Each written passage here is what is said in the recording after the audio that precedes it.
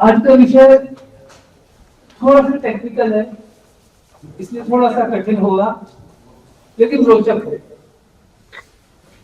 धर्मशास्त्र का एक आरंभिक परिचय कल मैंने दिया था, उससे कुछ स्पष्टता हुई होगी। अब धर्मशास्त्र में विशेष रूप से धर्मशास्त्र के अनेक पक्ष है, आप जानते हैं। उसमें धर्म भी है, आचार भी है, व्रत भी है, उपवास भी है, तीर्थ भी है, मुहूर्त भी है। लेकिन हम इसकी चर्चा कर रहे हैं कानून, जो मैंने कल बहुत स्पष्टता कहा था कि धर्म और व्यवहार में अंतर मानकर चलिए। धर्म का क्षेत्र मुख्य रूप से अलौकिक है। धर्म जिन विधियों का विधान करता है, उनका फल, उनकी प्रक्रिया अलौकिक है, अलौकिक स्रोतों से जानी जाती है, प्रत्यक्ष प्रमाण आदि से नहीं जानी जा सकती। उसके फल भी अलौकिक होते हैं। आपको स्वर्ग मिलेगा, पुण्य मिलेगा, स्वर्ग मिलेगा। और जो उसमें लौकिक फल भी बताए गए हैं, दृष्ट फल भी बताए गए हैं, वो दृष्ट फल कैसे मिल गए? कारण परंपरा हम नहीं जानते। कोई अमुक व्रत करने से आपकी नौकरी लग गई, तो what is the connection? We don't know. तो कारण परंपरा अज्ञात है धर्म में, लेकिन विधि के क्षेत्र में कारण परंपरा भी ज्ञात है, प्रक्रियाएं भी ज्ञात है, फल भी ज्ञात है। इसलिए विधि कानून धर्म से फर्क है, भिन्न है, ये मानकर चलना है। अन्यथा हम इन सारी व्यवस्थाओं की महत्ता को समझ नहीं पाएंगे। रेड लाइट को जंप नहीं करना, इसके पीछे कोई अलौकिक फल नहीं है। रेड लाइट को जंप क्यों नहीं करना? एक्सीडेंट होगा और आपका चालान होगा। अब सरकार ने चालान के रेट बढ़ा के 1000 से 2000 या 5000 कर दिया रेड लाइट जंपिंग का चालान, तो कितना भारी नुकसान होगा। तो इसलिए कानून को समझना है कि कानून एक लौकिक प्रक्रिया है।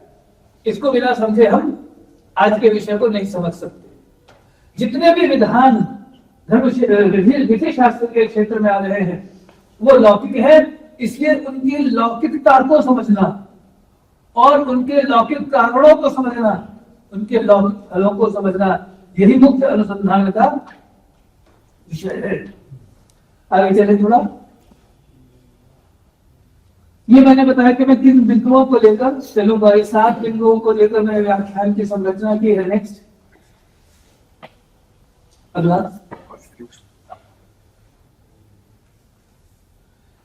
विधि शास्त्र में अनुसंधान करने में बड़ी चुनौतियां आएंगी आपके सामने। विषय बहुत रोचक है, बड़ा महत्वपूर्ण है, लेकिन कई प्रकार की चुनौतियां हैं। शास्त्र संबंधी चुनौतियां हैं। शास्त्रों का अधूरापन, सामग्री की न्यूनता। आप मनुस्मृति पढ़िए, जाके स्मृति पढ़िए, अन्य स्मृतियां पढ़िए, निबंध ग्रंथ पढ़िए, टीका ग्रंथ पढ़िए, उन सब में अधूरी सामग्री है। 1-2 बातें मनु में मिलेंगी, कोई बात याज्ञवल्क्य में मिलेगी, कुछ नारद में मिलेगी, बृहस्पति में मिलेगी, बिखरी हुई है सामग्री। उस सब का संग्रह करना, एक जगह लाना, अपने आप बड़ी बड़ी भारी चुनौती है। सूत्र रूप में उपलब्ध है विषय, एक ही श्लोक में 3-4 पॉइंट्स आ गए। अब उनमें से प्रत्येक पॉइंट को अलग करना, प्रत्येक बिंदु को अलग करना और उसका विस्तार करना। जो विस्तार करने का कार्य कुछ टीकाकारों ने किया, कुछ निबंधकारों ने किया, बाकी आपको करना है। तो जैसे पाणिनि के सूत्र है या और भी हमारे शास्त्रों के सूत्र है, टीकाकार भाष्यकार उसका विस्तार करता है, उसके से अर्थ को निकालता है, वो अर्थ निकालना पड़ता है। धर्मशास्त्र में भी वो एक बड़ी भारी समस्या है। केवल मूल को पढ़ के आप विषय को नहीं समझ सकते। फिर हमें शास्त्रों की पृष्ठभूमि का परिचय है, विशेष रूप से विधि शास्त्र की, क्या कानून क्या है, उसका बैकग्राउंड क्या है, उसका सामाजिक राजनीतिक दर्शन क्या है, इसको समझे बिना आप कानून को नहीं समझ सकते। वो जानकारी हमारे पास प्रायः नहीं होती। कारण परंपरा का परिचय जिसका मैंने संकेत दिया, उसमें कुछ लिखा है, क्यों लिखा है, अकारण तो नहीं लिखा, कोई ना कुछ का कारण होगा, लेकिन उस कारण का निर्देश वहां नहीं है, तो आप उसको पूरा, उसकी गहराई को, उसके रहस्य को समझ नहीं सकते केवल मूल को पढ़ के। मतभेद है व्याख्याकारों के आपस में, एक ही विषय पर, एक ही मुद्दा है, उस पर अलग अलग व्याख्याकार, अलग अलग टीकाकार, अलग अलग विमर्शकार, अलग अलग कानून बना रहे हैं, तो उनमें आपस में मतभेद है, संघर्ष है, और फिर उसका समाहार करना पड़ता है कि इनमें जो कानून, देखिए कानून में कॉन्ट्रडिक्शन नहीं चल सकती, आप या तो रेड लाइट जब कर लीजिए या मत करिए, ऐसा कानून नहीं हो सकता। कानून को एक मुख होना पड़ेगा, निश्चयता उसमें चाहिए, निश्चितता चाहिए, लेकिन हमारे शास्त्रों में इतना आपस में मतभेद है, इतना विचार भेद है कि आप परेशान हो जाएंगे कि इसका क्या है। तो निबंधकारों ने, टीकाकारों ने कोशिश की है, बहुत कुछ उसका समाधान किया है, समाहार किया है, बाकी हमको करना है। ऐतिहासिक सामग्री का अभाव, ये 6 पॉइंट होना चाहिए, ये अगले में चला जाएगा। नेक्स्ट,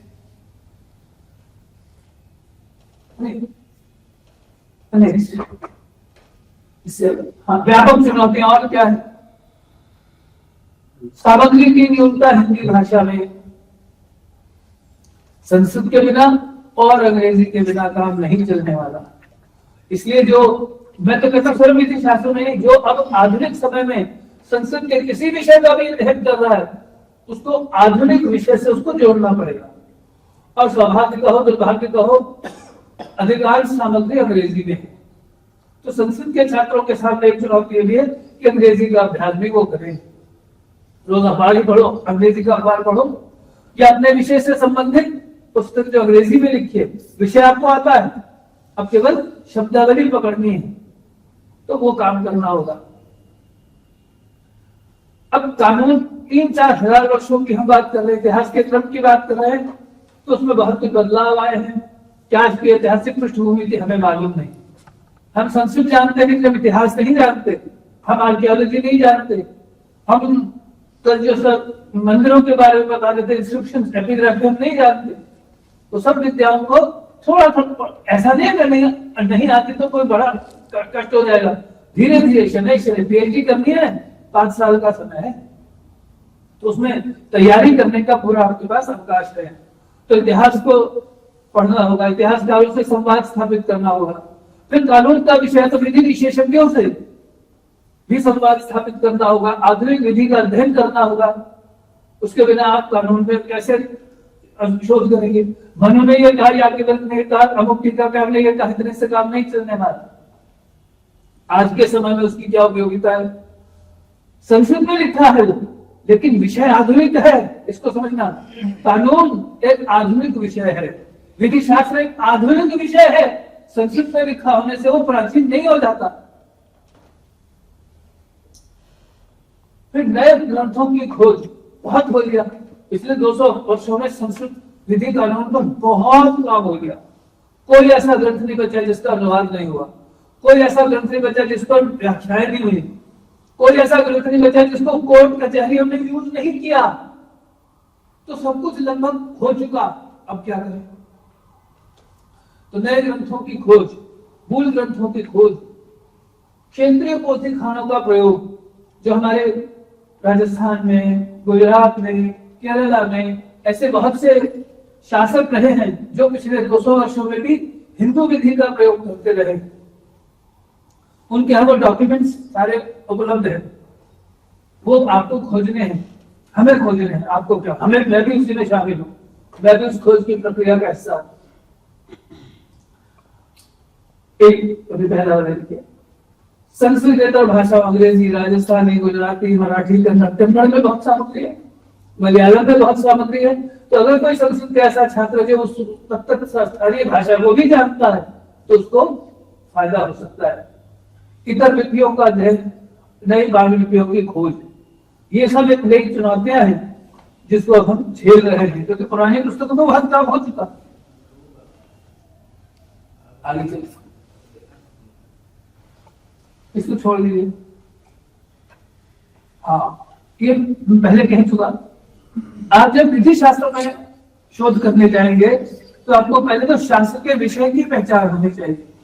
अब नहीं पढ़ाते थे, हम स्कूल में पढ़ते थे तो 9th स्टैंडर्ड में political science, what is the subject matter of political science, इसका विषय क्षेत्र क्या है, इसको पूरा क्वेश्चन आ जाता था।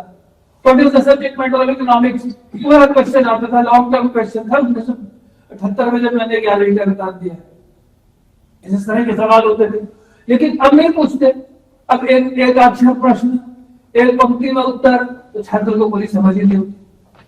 तो व्यवहार शास्त्र का संबंध कानून से है और हम कानून पढ़ रहे हैं, ये जागरूकता हमारे मन में होनी चाहिए। हम कोई संस्कृत का टेक्स्ट नहीं पढ़ रहे हैं, संस्कृत भाषा है, संस्कृत माध्यम है, लेकिन ग्रंथ विषय कानून है, ये हमारे दिमाग में स्पष्टता होनी चाहिए। इसलिए कानून की समझ होना आवश्यक है। नेक्स्ट, फिर कल बता दिया था व्यवहार मात्र कार्य प्रक्रिया, विवाद पर, इन सबका संक्षिप्त परिचय कहां से, एक अमूल ग्रंथ है पीवी कान्हे साहब का धर्मशास्त्र का इतिहास, उसको ही पलट के देख लो, बहुत कुछ पता चल जाएगा। अन्य परिचयात्मक ग्रंथ बहुत सारे हैं। नेक्स्ट, ये कुछ लिस्ट मैंने दे दी आपको, एक पीपीटी मिल जाएगा, ये सारे ग्रंथ उपलब्ध हैं आपके अपने स्वयं बनाना। झा की लिखी पुस्तक है हिंदू लॉ एंड सोर्सेज, एक बहुत अच्छी पुस्तक है, दो बहुत अच्छी पुस्तक है, मेरी भी है। एक अच्छी पुस्तक है क्लासिकल हिंदू लॉ रोबेलिंगा की, इसको पढ़ के शास्त्र की सामग्री का बड़ा अच्छा परिचय मिलता है। मैंने भी एक पुस्तक लिखी है मेडिवल हिंदू लॉ, कि स्मृतियों के बाद धर्मशास्त्र में क्या परिवर्तन हुआ और उसकी क्या दिशा रही। मैंने वो कारणों का अन्वेषण करने की कोशिश की है। यद्यपि होता क्या है, जो प्रतिष्ठित खासतौर पर पाश्चात्य विद्वान है वो मेरे से थोड़ा नाराज है, कहीं अपनी मनमानी करते रहते हैं, ये बिल्कुल तुक्का लगा रहे हैं, ऐसा लिखा किसी ने, ये तुकबंदी कर रहे हैं। क्यों? मैंने कहा कारण ढूंढते हैं, कारण कहां से ढूंढोगे, कानून बिना कारण के नहीं समझ में आता, कानून का कारण दिखा नहीं, लेकिन वो अंतर्निहित है, सुसूत है उन ग्रंथों में, उन पंक्तियों में जो शास्त्रकार लिख रहा है, तो वो करना बहुत आवश्यक है। आगे चलें, अब कैसे करें, ये विषय किसी भी शास्त्र के लिए हो सकता है, लेकिन विधि शास्त्र की दृष्टि से मैं इसको मैं करूं विचारों का विघटन। कोई व्यक्ति कुछ बोलता है, कोई कवि कविता लिखता है, कोई शास्त्रकार कुछ कहता है, तो वो कुछ विचारों से शुरुआत करता है, कुछ विचारों का ग्रथन करके संयोजित करके वो अपनी बात कहता है। आपके सामने तैयार बात आई है, अब आपको उल्टा करना है, डीकंस्ट्रक्शन। आप कोई बहुत अच्छी स्वाद, कोई आपके सामने व्यंजन परोसा जाता, आप फटाफट खा लेते हैं, लेकिन ये भी तो पूछिए कैसे बना, इसके इंग्रेडिएंट्स क्या है, इसमें क्या मसाले डाले, इसकी प्रक्रिया प्रक्रिया, यह है विघटन। तैयार माल को तोड़कर देखना, वो आपको करना आना चाहिए। किसी भी विषय में शोध करें, किसी भी शास्त्र में शोध करें, मैं कहता हूं मुद्दे की समझ होनी चाहिए, कहां से शुरुआत हुई है, क्या वो आरंभ का बिंदु है जहां से इस लेखक ने सोचना शुरू किया है, और अपने उस मूल बीज का विस्तार किस प्रकार से किया है। चलिए नेक्स्ट, अब एक पंक्ति को मैं ले रहा हूं, धृत्याय वेतनम दद्यात् कर्म स्वामी यथा क्रमम आदौ बध्यवसाने च कर्मणो यदि निश्चितम। इसके घटक तत्व क्या है, इसका केवल अनुवाद करने से काम नहीं होगा कि कर्म स्वामी को, भृत्य को यथाक्रम वेतन देना चाहिए, कार्य के आदि में, मध्य में या अवसान में, जैसा कि निश्चित हुआ। ये तैयार माल है, ये रसगुल्ला है, बना कैसे, ये जलेबी है, बनी कैसे, वो आगे बताया। इसमें कितने तत्व हैं, आगे चलिए। वेतन किसे दिया जाना चाहिए, ये प्रश्न है। न तो अन्यस्परी, काम में नहीं किया, पैसा लेके ले जाए तो झगड़ा होगा, विवाद होगा, तो वृत्ति आएगा। कौन देगा वेतन? कर्म स्वामी। The employer will pay. The employer can't say ये मैं नहीं दूंगा, मैंने इनको अपॉइंट किया था, ये देंगे, इनकी जिम्मेदारी है, पर उन्होंने नहीं दिया, तो फिर लायबिलिटी किस पे आएगी? कर्म स्वामी पर। तो कर्म स्वामी लायबल कौन है, ये प्रश्न है इसमें। जब वो कह रहे हैं कर्म स्वामी दे, तो कर्म स्वामी दे के पीछे प्रश्न है, किसका दायित्व है वेतन देने का? वेतन देने का सही समय क्या है, ये प्रश्न है। तब उसका उत्तर है 3, कर्म के आदि में, या मध्य में, या अंत में। तो भाई कब आदि में, कब मध्य में, कब अंत में, ये प्रश्न उठेंगे, इनका उत्तर मिलेंगे हमें। वेतन का परिमाण कितना? यदि निश्चितम, जो पहले से निश्चित किया, जो पहले से निश्चित किया में आ गया, वेतन का परिमाण क्या है? तो ये मैं तोड़ के दिखा रहा हूं। वेतन किसे दिया जाना चाहिए, उसका उत्तरदायी कौन है, सही समय क्या है, परिमाण क्या है, किस प्रकार से निश्चित किया जाएगा? यदि निश्चितम, जो दोनों पार्टीज में आपस में तय हुआ। कर्म स्वामी ने कुछ ऑफर किया, लेबर ने एक्सेप्ट किया, नहीं किया, जहां कर लिया, जिस पॉइंट पे एक्सेप्ट कर लिया वो फिक्स हो गया वेतन। तो फिक्सेशन कैसे होगा, ये प्रश्न है। वेतन देने का क्रम क्या है? उससे यथाक्रमम, पता नहीं यथाक्रम का क्या है, वो आपको ढूंढना पड़ेगा, श्लोक में नहीं लिखा, ढूंढना पड़ेगा। नेक्स्ट, तो वही है, नूतन प्रश्न बनेंगे। वेतन का अधिकारी भृत्य है, लेकिन अगर भृत्य की मृत्यु हो जाए काम करने पर, तो अगर तो हो रहा है तो मैं बचिए मैं पैसे दूंगा, क्या ये सही है? तो फिर कौन लेगा? या भृत्य कह जाए सर मैं तो जा रहा हूं, आप मेरे भाई को दे देना ये खा, वो कहेंगे मैं भृत्या लिखा है, तुम्हारे भाई को दे दूंगा। ये सारे प्रश्न, नए प्रश्न उठाओ और नए प्रश्नों का उत्तर ढूंढो। तो उसकी मृत्यु होने पर क्या होगा, भृत्य द्वारा किसी व्यक्ति को नामित या अधिकृत करने पर क्या होगा? तो नए प्रश्न ढूंढो और नए प्रश्नों के उत्तर खोजो। शास्त्र में मिल जाए बहुत अच्छा, नहीं तो शास्त्र की पंक्तियों की संगति लगाकर खुद वो उत्तर बनाओ। चलो, फिर आधुनिक विधि का परिचय चाहिए। लेबर लॉ की बात कर रहे हैं तो क्या विधि है आधुनिक? आसान है आजकल, एआई से पूछ लो, चैट जीपीटी से पूछ लो, परप्लेक्सिटी से पूछ लो, वो आपको 2-4 प्रश्न से पूछो, पूरी की पूरी व्यवस्था आपको समझा देगा। कोई कष्ट नहीं है आजकल, पढ़ना बहुत आसान हो गया। टेलीफोन पर बैठे बैठे आप रील्स देखने की बजाय ये देखो। चलिए आगे, नेक्स्ट। ये सब क्रम है, धर्मसूत्र है, स्मृतियां, टीका, भाष्य, निबंध। एक बहुत नायाब पुस्तक है, बड़ी महत्वपूर्ण पुस्तक है, धर्मकोश। लक्ष्मण शास्त्री जोशी को बहुत विशाल ग्रंथ है, अनेक खंडों में है। व्यवहार को लेकर 3 खंड हैं। व्यवहार को लेकर 3 खंड हैं। उनमें क्या विशेषता है? वेद से लेकर लगभग 20वीं शताब्दी तक किसी विषय पर धर्मशास्त्र में जो कुछ लिखा गया संस्कृत में, उसके मुख्य उदाहरण उन्होंने सारे एक जगह जमा कर दिए। तो आपको भटकने की आवश्यकता नहीं। प्रथम परिचय के रूप में या और केवल प्रथम परिचय नहीं, और विस्तार से भी अगर जानना है तो लक्ष्मण शास्त्री जोशी जी के धर्मकोश का ही आप अध्ययन कीजिए। आपको सारी सामग्री एक साथ व्यवस्थित रूप में विषय क्रम से मिल जाएगी। नेक्स्ट, हाँ, ये मैं अपनी तरफ से कहना चाहता हूं। मान लीजिए आपने कोई स्मृति उठाई, मनुस्मृति उठाई, पढ़ा, कोई विषय पढ़ा, आपको क्या करना है? सूचीकरण। उसमें हर श्लोक में आने वाले, जैसे मैंने बताया, बिंदु लिखने, पॉइंट्स क्या है, पंक्ति नहीं लिखनी, क्या पॉइंट्स है, किसको वेतन देना चाहिए, वेतन देने का लायबिलिटी किसकी है, वेतन देने का परिमाण क्या है, वेतन देने का काल क्या है, ये निकालना है। पॉइंट्स, मुद्दे, उनका सूचीकरण करते चले, फिर विषय क्रम से उसका संयोजन हो जाएगा। किसी पुस्तक में कुछ लिखा होगा, किसी स्मृति में कुछ लिखा होगा, किसी में कुछ, उन सबको एक तार्किक क्रम से आपको रीअरेंज करना है। चलिए नेक्स्ट। तो जैसे ही आप उसको तार्किक क्रम से, अपने आप आपको समझ में आ जाएगा। खासतौर पे जब आप कोई लीगल टेक्स्ट पढ़ चुके होंगे, खासतौर पर जब आप आधुनिक विधि के बारे में थोड़ा पढ़ चुके होंगे, तो अपने धर्मशास्त्रों के शब्द की संगति आपको स्वयं समझ में आने लगेगी कि अलग अलग शास्त्र उस विषय के, उस विवाद बन के किन किन मुद्दों को उठा रहे। मैंने एक उदाहरण लिया है, संभूय समुत्थानम।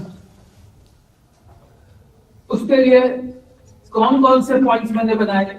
संभूय समुत्थानम का अर्थ सबसे पहला पॉइंट, उसके लिए प्रयुक्त समानार्थक शब्द, स्मृति टीका निबंधों में दिए गए अर्थ और निर्वचन। कल सलूजा सर बात कह रहे थे, संस्कृत की समझ होनी चाहिए। संस्कृत की समझ का क्या मतलब है? जो मेरी बहुत अच्छी समझ में आती है वो बात, शब्द को पढ़कर स्वयं उसका अर्थ करने की योग्यता। संस्कृत के जितने नाम पद हैं, निर्वचन की बात में सलूजा सर ने कही, आप कोई शब्द लीजिए, अगर आप उसमें से प्रकृति प्रत्यय विभाग करके उपसर्ग धातु प्रत्यय का विभाग करके देख सकते हैं, तो आपको खुद ही सारा अर्थ समझ में आ जाएगा। अब संभूय समुत्थानम का क्या अर्थ है? मैं उसी पर चलूंगा, बाकी कुछ उदाहरण नहीं लूंगा।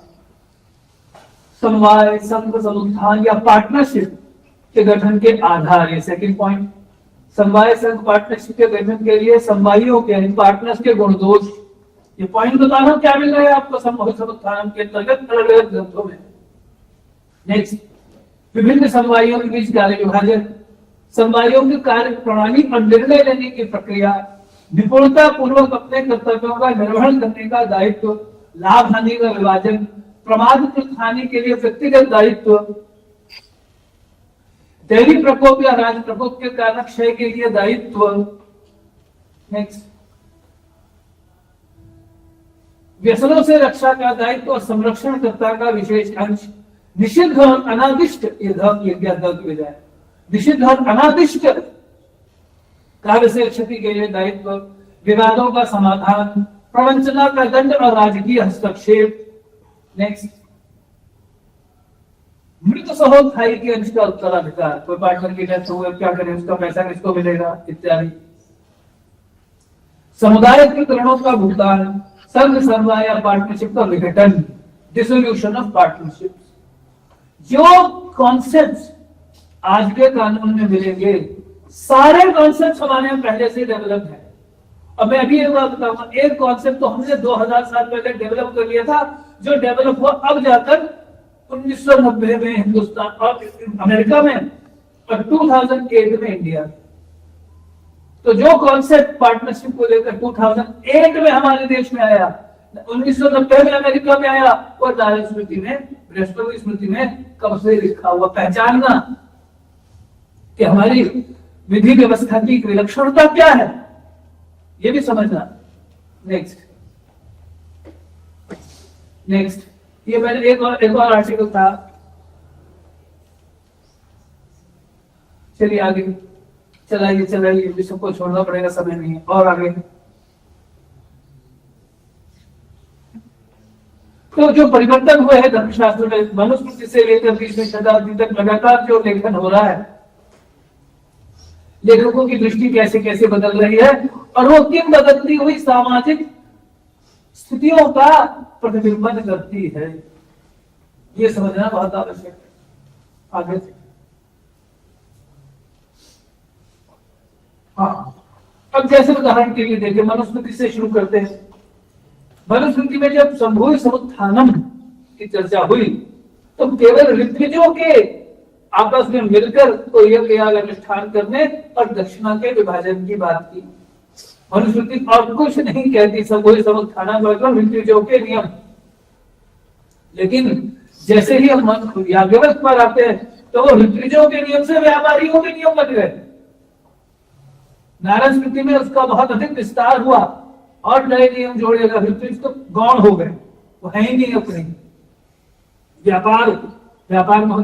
तो मनुस्मृति से याज्ञवल्क्य और नारद तक आते आते पूरा फोकस जो है लॉ का बदल जाता है, और व्यापारी और व्यापारिक संगठन, पार्टनरशिप का कॉन्सेप्ट बढ़ जाता है समाज में, अर्थव्यवस्था में असंख्य पार्टनरशिप बन जाती है, उनके विवाद होते हैं अलग अलग मुद्दों को लेकर, इसलिए उनका समाधान करने के लिए नए नए नियम बनाने पड़ रहे हैं।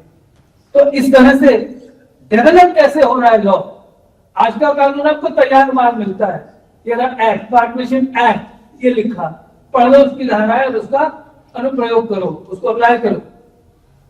हमारे यहाँ पूरा history of development of law आपको दिखाई देती है। तो वो history of development of law को समझना और उसको अपनी शोध में स्थान देना ही सबसे प्रमुख विषय है। नेक्स्ट,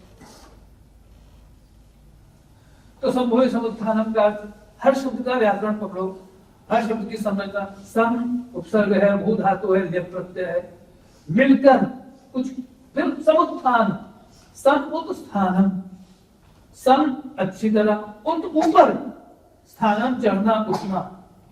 तो जब मिलकर अपना श्रम, अपनी बुद्धि, अपनी कुशलता और अपना पूंजी निवेश करके मिलकर हम ऊंचा उठना चाहते हैं, लाभ कमाना चाहते हैं, पैसा कमाना चाहते हैं, तब संभोग समुत्थान होता है।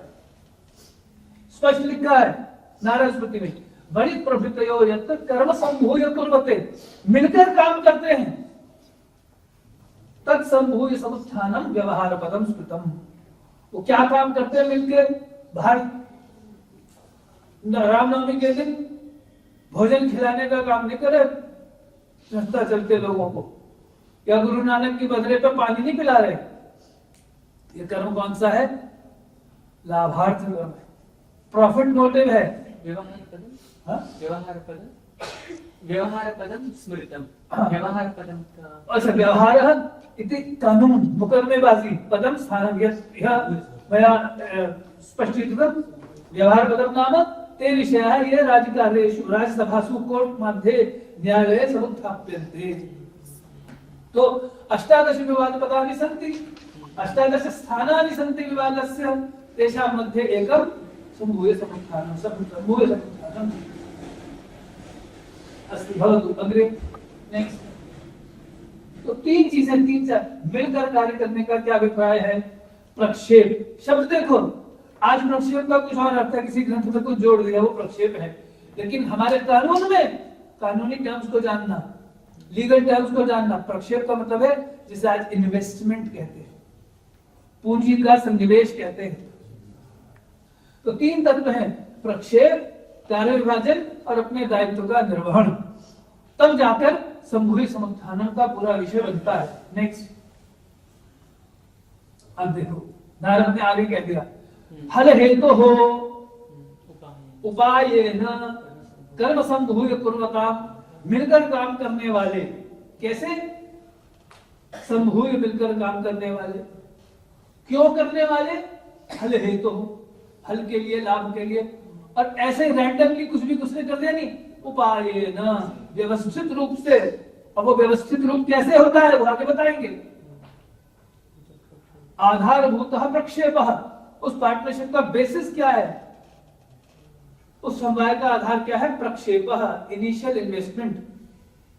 चार लोग मिलकर पैसा लगाते हैं तब पार्टनरशिप होती है, मिलकर पैसा लगाकर बिजनेस करते हैं वो पार्टनरशिप है। ये बात नारद कह रहे हैं, या हमारे पता है पार्टनरशिप एक्ट बना 1932 में, 1932 में इंडियन पार्टनरशिप एक्ट बना, उससे पहले 1800 में अंग्रेजों ने बनाया था कॉन्ट्रैक्ट एक्ट, उसके तहत पार्टनरशिप का रूल्स थे, लेकिन उसका विस्तार किया 1932 में, फिर 2008 में जाकर हमने एक और नया कानून बनाया। तो हमारे पास ये बातें बहुत पहले से चली आ रही है। नेक्स्ट, ये सामाजिक कार्यों में सहयोग आदि पार्टनरशिप नहीं होती, लाभ के लिए काम होता है। अच्छा, उसने कहा पार्टनरशिप कौन करेगा, व्यक्ति देव से बोला व्यापारी व्यापारी व्यापारी, उसने कहा वणिक प्रभृतयः, वणिक, इट्स नॉट ओनली ट्रेडर्स, केवल व्यापारी नहीं, वणिक प्रभृतयः, प्रभृतयः का क्या मतलब है, तो अन्य व्यवसाय भी सम्मिलित हैं उसमें। कैसे, आगे चलो, ये आगे अन्य व्यवसाय कौन से, हमारे पास सूची है धर्मशास्त्रों में, श्रुतियों में, लेकिन इससे जोड़कर दिखा रहा हूं। भारतीय भागीदारी अधिनियम 1932 के अनुसार जो लोग आपसी करार करके, कॉन्ट्रैक्ट करके कोई भी कारोबार मिलकर करें और उसके लाभ को परस्पर बांटेंगे, साझेदार, भागीदार कहलाते हैं, पार्टनर्स कहलाते हैं। कारोबार का क्या मतलब है, बिजनेस का क्या मतलब है, वाणिज्य का क्या मतलब है? व्यापार, उपजीविका और वृत्ति। ये 1932 का एक्ट बोल रहा है। व्यापार यानी ट्रेड, आजीविका या उपजीविका ऑक्यूपेशन, और प्रोफेशन। कोई चीज मिलकर बेचते हैं, बिजनेस करते हैं, फैक्ट्री खोलते हैं, वही नहीं। समान आजीविका, 4 टीचर्स मिलकर बोलते हैं अच्छा हम स्कूल खोलेंगे, उसमें कुछ बेच नहीं रहे, बना नहीं रहे, ना मैन्युफैक्चरिंग है ना सेल है, लेकिन आजीविका। फिर वृत्ति, बड़ी विशिष्टता है हमारे यहाँ, कुल परंपरा से वृत्ति है। ये बढ़ई है, ये लोहार है, ये सुनार है, वो वृत्ति है। तरह तरह के प्रोफेशंस। वकील इंडिपेंडेंट है, वो मिलकर आज के कंपनीज खोल देते हैं, वकील भी, डॉक्टर मिलकर क्लिनिक खोल देते हैं, पॉली क्लिनिक बना लिया। वो सब पार्टनरशिप में नारद की दृष्टि से भी आ जाएगा और हमारी दृष्टि से भी, आधुनिक दृष्टि से भी आएगा। नेक्स्ट, तो 3 चीजें आई बार बार, मिलकर पूंजी सन्निवेश, मिलकर दायित्वों का निर्वहन और हानि लाभ का मिलकर वहन। उससे ज्यादा इंपॉर्टेंट शब्द है अगला, अन्वेक्षण। ईक्षण, ईक्षण मतलब देखना। तो अनु और अव का क्या मतलब है? अनु मतलब पीछे, और अव मतलब अच्छी तरह, गहराई से, अवकृष्य, खोद खोद कर, निकाल कर देखना। तो कोई विषय हुआ, कोई काम हुआ, उस पर अनुवीक्षण करते रहना, लगातार नजर बनाए रखना, और उसकी सारी कमियों, दोषों, गुणों पर निकाल कर विचार करना, ये अन्वेक्षण है। तो पार्टनरशिप में, समूह समुत्थान में केवल ये नहीं कि पैसा जोड़ दिया, अन्वेक्षण करना प्रत्येक भागीदार का, प्रत्येक पार्टनर का, हमारे शब्द है समुत्थायी, प्रत्येक समुत्थायी का, प्रत्येक सहोत्थायी का दायित्व है। नेक्स्ट, आगे कहता है, कुर्युस्ते अव्यभिचारेण समये स्वे व्यवस्थितः। अपने अपने कार्य को कैसे करें?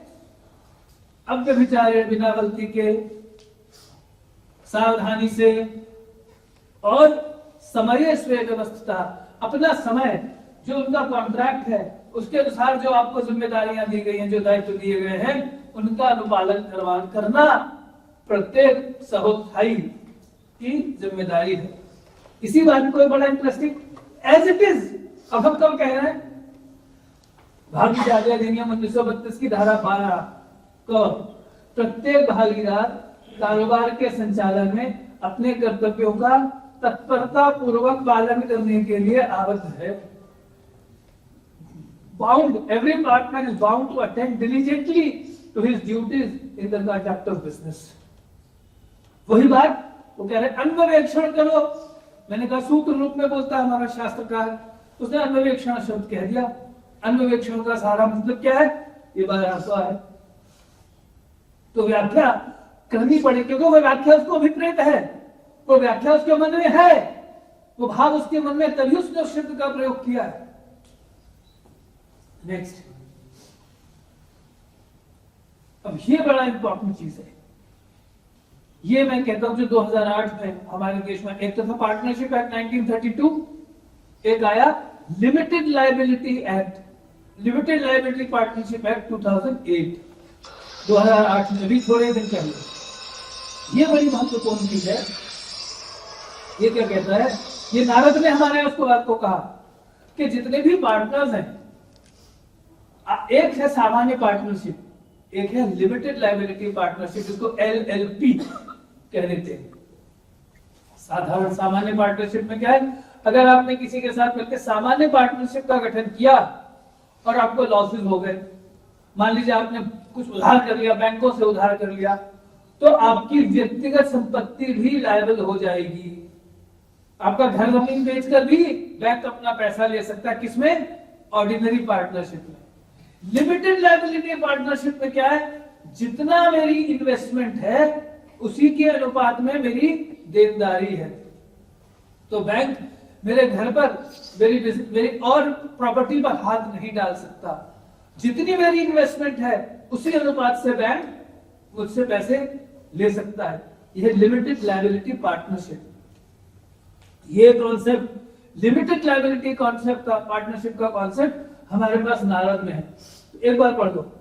समः अतिरिक्तः हीनः वा तत्रांशो यस्य यादृशः, जिसका जितना इन्वेस्टमेंट है, कम ज्यादा या बराबर, जिसकी जितनी इन्वेस्टमेंट है, क्षय व्यय तथा वृद्धि तत्र तत्र तथा विधा। क्षय नुकसान, व्यय खर्चा, वृद्धि प्रॉफिट, सब में उसकी हिस्सेदारी किस पर निर्भर कर रही है? उसके पूंजी निवेश पर। बाकी संपत्ति पर किसी का कोई अधिकार नहीं है। आगे चले।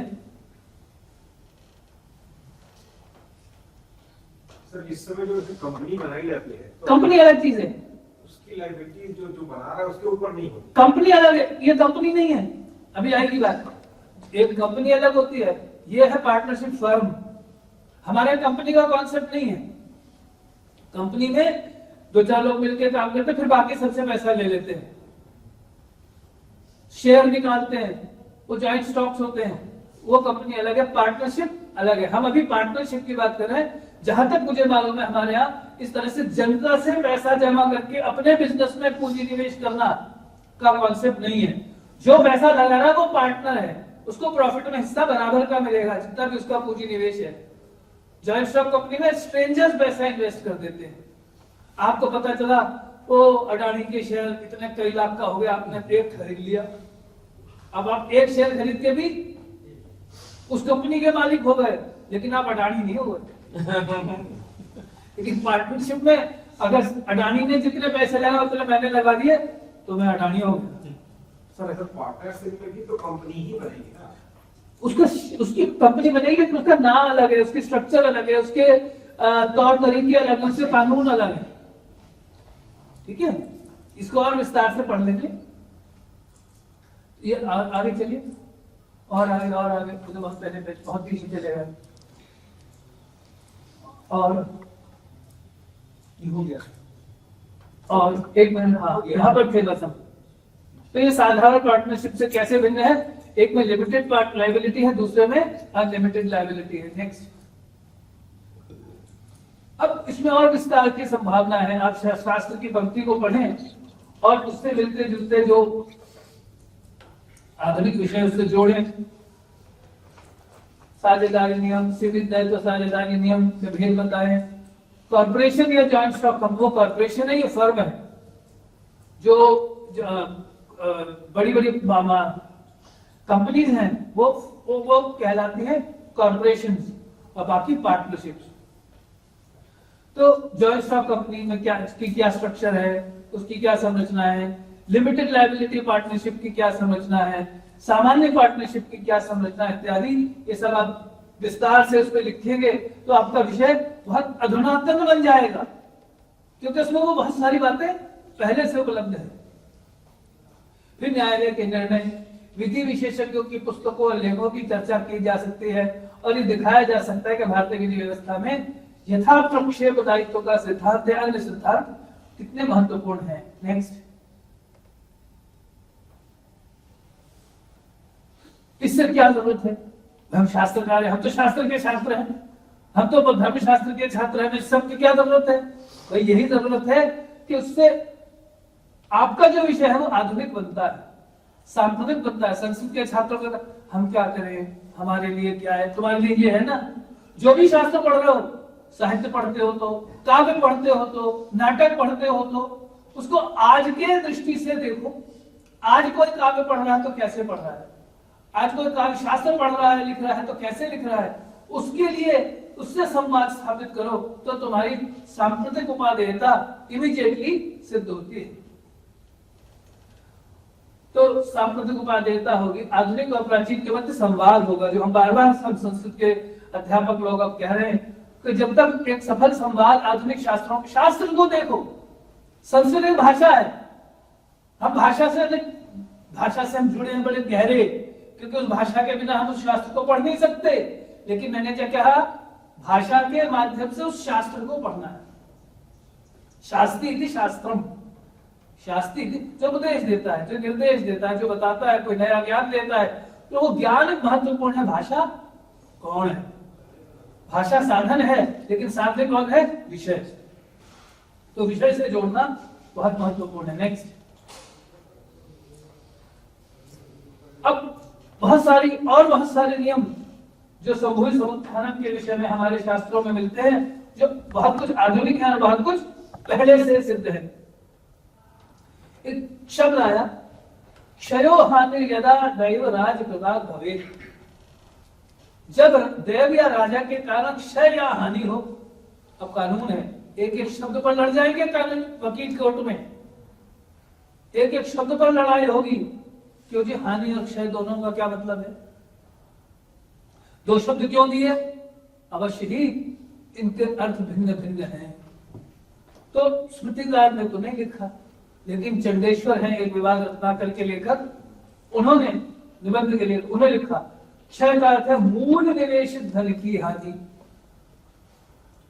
और हानि का अर्थ है लाभ मात्र की हानि। यानी मूल इन्वेस्टमेंट का नुकसान और हानि है प्रॉफिट का नुकसान। ये कॉन्सेप्चुअलाइजेशन जो है, ये अवधारणा जो है, क्षय क्या होता है, हानि क्या होती है, वृद्धि क्या होती है, ये आज आपको बड़े सामान्य शब्द लग रहे होंगे, और खासतौर पर लोगों को जो कानून के क्षेत्र के नहीं है, हमें पता ही नहीं। कानून में इसी बात पर बहुत बहस हो जाएगी, कोर्ट कचहरी में इसी बात पर लड़ाई हो जाएगी कि ये जो पर्टिकुलर लॉस हुआ मुझे 10 लाख रुपए का, ये मेरी इन्वेस्टमेंट में से गया है कि ये मेरे प्रॉफिट में से गया। लड़ जाएंगे दोनों पार्टनर कोर्ट कचहरी में, सड़क पर भी एक दूसरे से लड़ने को तैयार हो जाएंगे। इसलिए ये इतना आसान नहीं है। और जब हमारे शास्त्रकार इतने 2000 साल पहले इस गहराई में चले गए थे, ये हमारे लिए बड़ा आनंद का और गौरव का विषय है। नेक्स्ट, फिर बहुत सारी विषय है जो पार्टनरशिप एक्ट में है या एलएनपी एक्ट में लिखेंगे, हमारे शास्त्र में पहले से लिखे हैं, खासतौर पर नारद बृहस्पति में।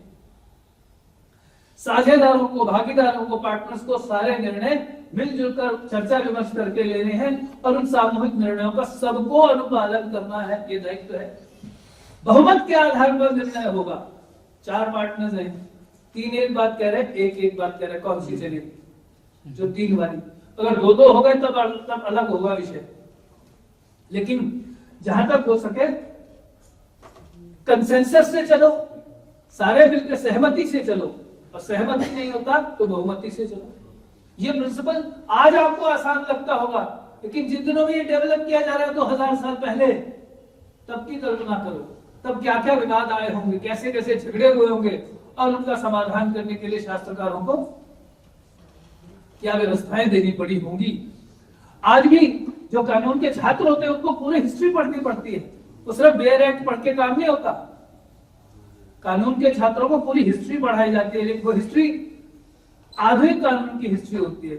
इंग्लैंड के फलाने केस में ऐसा हुआ, अमेरिका के फलाने केस में ऐसा हुआ, हमारे देश में ऐसा हुआ, 100 साल पहले ऐसा हुआ, 80 साल पहले, और ऐसे ऐसे करके कानून का विकास हुआ। इस क्रम से कानून का विकास हुआ।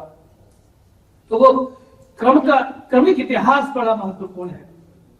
तो जब वो उस समय कहना है बहुनाम सम्मतो यस्तु दद्यादेको धनंदरः करे करणं कारयेगापि सर्वैरपि कृतं तथा सर्वैरपि कृतं भवेत्। 4 पार्टनर्स हैं, मैंने जाकर किसी थर्ड पार्टी को बोल दिया कि मैं आपको अपने फैक्ट्री का माल 2 लाख में बेचूंगा। बाकी पार्टनर्स कहते तुमको किसने ऑथराइज किया था? ये तो 4 लाख का सामान था, तुमने 2 लाख में कैसे बेच दिया? लड़ाई होगी। अब देखा जाएगा was I authorized or not? क्या मुझे पार्टनर्स के साथ मीटिंग हुई थी? क्या किसी ने कहा था कि भाई आशुतोष माथुर तुम जाकर हमारी पार्टनरशिप की तरफ से तुम जाकर ये डील कराओ? क्या मुझे छूट दी गई थी? मुझे क्या क्या मेरे अधिकार बताए गए थे? अगर वो डील हुई थी, अगर वो फैसला हुआ था, तो बाकी 3 पार्टनर्स भी नुकसान उठाने के लिए बाध्य हैं। लेकिन अगर मैं अपनी मनमानी कर दूं तो बाकी 3 पार्टनर्स लायबल नहीं। वो जो लॉस हुआ वो मेरा एकल दायित्व है, इंडिविजुअल लायबिलिटी है। मिलकर कोई करण किया, करना मतलब कॉन्ट्रैक्ट, डॉक्यूमेंट, करणम डॉक्यूमेंट को कहते हैं। अगर हमने कोई डॉक्यूमेंट मैंने साइन किया है, बाकी 3 ने नहीं किया, क्या वो लायबल नहीं है? तो है तब जब उनके मर्जी से मैंने वो डॉक्यूमेंट, वो लेख, वो कॉन्ट्रैक्ट किसी थर्ड पार्टी से किया हो। तो बहुत पहले समय में बहुमत के आधार पे किया जाना चाहिए। हो गया। नेक्स्ट,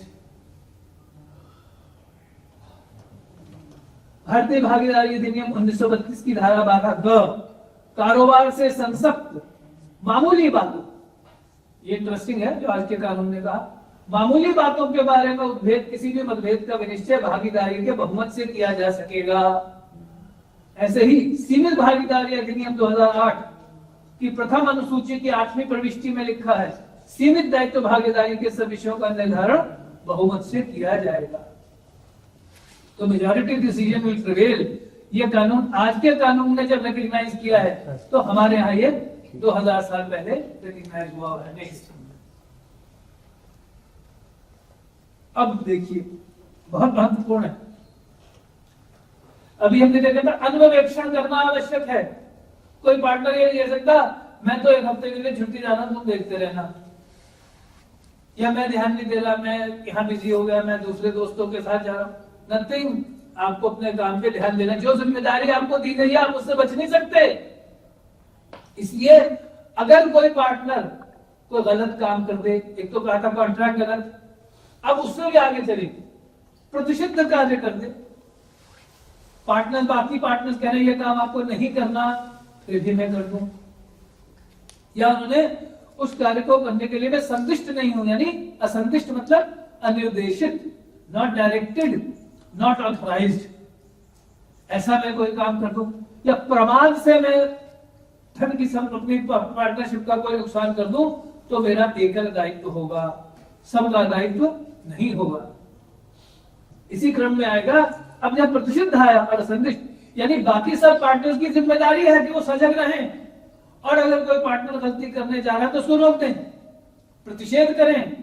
अगर वो प्रतिषेध ना करें तो किसकी लायबिलिटी होगी? तो भी मेरी अकेले की लायबिलिटी होगी। कानून कहता नहीं, मुझे रोकना तुम्हारी जिम्मेदारी थी, और अगर तुमने मुझे नहीं रोका इसका मतलब तुम्हारी उसमें सहमति है, मौन सहमति। उस पर आएंगे अगला।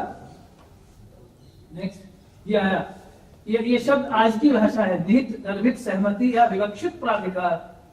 निहित गर्भित सहमति व्यक्त रूप से नहीं कही कि वो एम्प्लाइड है, अंडरस्टूड है, और ऐसे विवक्षित प्राधिकार ऑथराइजेशन के लिए शब्द आज के कानून में आया है। विवक्षित मतलब कहना चाहते थे लेकिन कहा नहीं, यानी इम्प्लाइड। ये बड़ा इंपॉर्टेंट कॉन्सेप्ट है आज के कानून में। हमारे शास्त्रों में इन शब्दों का इस्तेमाल नहीं है, कहीं पर भी निहित सहमति, गर्भित सहमति, विवक्षित सहमति कहीं नहीं है। लेकिन शोध यही है, अगर उसने कोई नियम बनाया है तो उसके मूल में क्या कारण परंपरा है। मैं बार बार इस चीज को कह रहा हूं।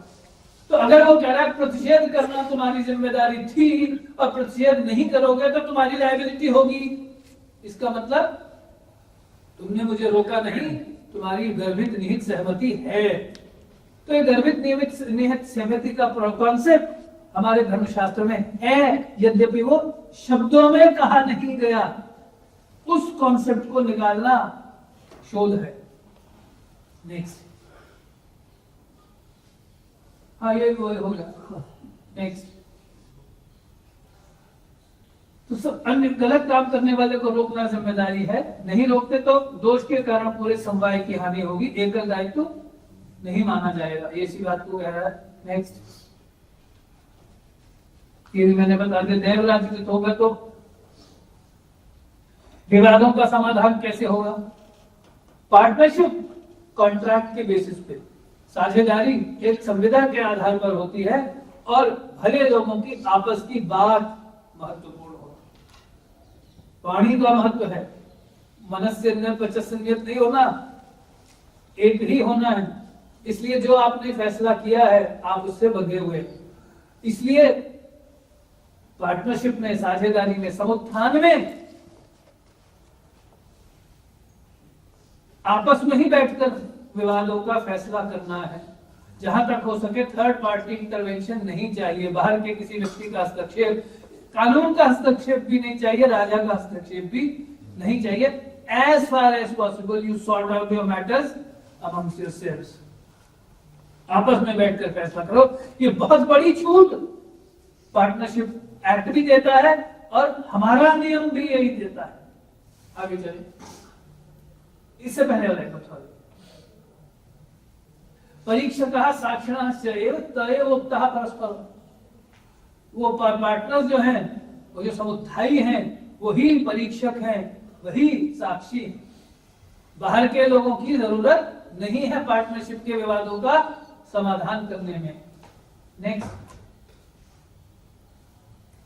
हाँ अगर कोई धोखेबाजी करे आपस में पार्टनर से, जब वो सामान्य सिविल लायबिलिटी से क्रिमिनल लायबिलिटी बन जाएगी, जानबूझ के धोखा देना अपने पार्टनर्स को, तो सभ्य ही विशोध्याः, ऐसा स्मृति चंद्रिका ने कहा, तो मामला कचहरी में जाएगा और फैसला कोर्ट करेगी। अब उनका, अब जब आपस में धोखेबाजी हो गई, ट्रस्ट टूट गया, आपसी विश्वास भंग हो गया, अब आपस में फैसला नहीं हो सकता। इसलिए अब राजा की इंटरवेंशन, अब कोर्ट की इंटरवेंशन, अब राजकीय हस्तक्षेप आएगा। नेक्स्ट, तो हमारे पास भी है सीमित दायित्व भागीदारी अधिनियम 2008 की धारा 30, कपट करने की दशा में न्यायालय में क्रिमिनल प्रोसीडिंग्स की व्यवस्था है। तब आपस में कपट करने पे या थर्ड पार्टी से भी कपट करने पे, जब वो आपसी मामला नहीं रहा, आपस में सुलझाने लायक नहीं रहा, ट्रस्ट टूट गया, विश्वास भंग हो गया, अब मामला कोर्ट में जाएगा, उससे पहले नहीं, आपस में फैसला करो। तो ये जो कॉन्सेप्ट है, बहुत ऑटोनॉमी ऑफ पार्टनरशिप्स, बिजनेस संस्थाओं की, व्यापारिक संस्थाओं की स्वायत्तता, कितना इंपॉर्टेंट कॉन्सेप्ट है जो उस समय हमारे शास्त्र में मिल रहा है। अब बात बात में सरकार घुसेगी तो लाइसेंस राज, ये बड़ा गंदा शब्द है आजकल, हर बात में सरकार घुस जाती है, कभी कोई डिपार्टमेंट आ जाता है, कभी कोई डिपार्टमेंट, बिजनेस करना मुश्किल हो गया। इसीलिए बात हो रही ईज ऑफ बिजनेस, व्यापार की सुविधा कैसे हो, उसके लिए सरकारी हस्तक्षेप को दूर करने की बात हो रही है। अब हो रही है, जब बहुत सारे सरकारी हस्तक्षेप हो चुके, हम तब से कह रहे हैं सब फैसले आपको करने, टोटल ऑटोनॉमी है, accept in cases of cheating. तो कितना 2000 साल पहले वो दृष्टि थी हमारे पास ऑटोनॉमी ऑफ बिजनेस की, ये इसमें से निकल के आ रहा है। जैसे वो निहित विवक्षित प्राधिकरण की बात आई है, इम्प्लाइड अथॉरिटी की बात आई है, निकल के आई है, ऐसे ही ये autonomy of partnerships, autonomy of business पे उसको ले जाओ, निकल के आ रहा है। तो उसमें ऐसे बिजनेसेस लगे होंगे, बहुत, तभी तो इतना बड़ा कानून बन गया, 2000 साल तक बनता रहा। नहीं होता तो सबके घर में, कभी मैं कह रहा था, बहुत सारे लोग आजकल कह देते हैं ऐसा घर में बैठ के तुम्हारे ऋषि मुनि गप मार रहे थे, उन्हें कुछ पता थोड़ी था। अगर नहीं पता होता तो इतनी डिटेल्स बता लेते, वो कल्पना से सारी इतनी सृष्टि सब कल्पना से बन गई। वो तो हम तो कहते हैं उसने सोचा मैं एक हम बहुत श्याम, वो अलग चीज है, लेकिन कानून में एक हम बहुत श्याम से नहीं हो रहा है। यहाँ एक एक मुद्दा कोर्ट में लड़ा जा रहा है, एक एक विषय पर समाज में विवाद हो रहा है, और उसका समाधान करने के लिए विधि विशेषज्ञ अपने नियम बना रहे हैं। जैसे आज हो रहा है, जो आज होता है वही तब भी होता था। यथा पिंडे तथा ब्रह्मांडे है, यथा अधुना तथा पूर्वम, ये नियम है धर्मशास्त्र में, विधि शास्त्र में खासतौर पे। जिन जिन कारणों से कानून अब बन रहा है, उन्हीं कारणों से पहले बन रहा था। यथा अधुना तथा पूर्वम, इसको लिख लो। चलिए नेक्स्ट। हाँ, अब आज भी है कि आपस में किसी पार्टनर को निकालना, किसी पार्टनर ने धोखा दिया, किसी पार्टनर ने को गलत काम किया, तो उसको निकालने तक का अधिकार बाकी पार्टनर्स को है। जो सद्भावना से अगर वो निर्णय करते हैं तो किसी भागीदार का निष्कासन किया जा सकता है। हमारे यहाँ भी लिखा है याज्ञवल्क्य में, प्रबंधक का वो परित्याग कर सकते हैं। तो पार्टनरशिप का डिसोल्यूशन नहीं, खत्म नहीं हुई पार्टनरशिप।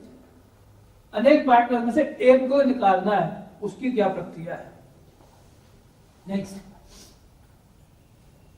ये बड़ा महत्वपूर्ण है, बस इसके बाद समाप्त करता हूं, बहुत समय हो गया।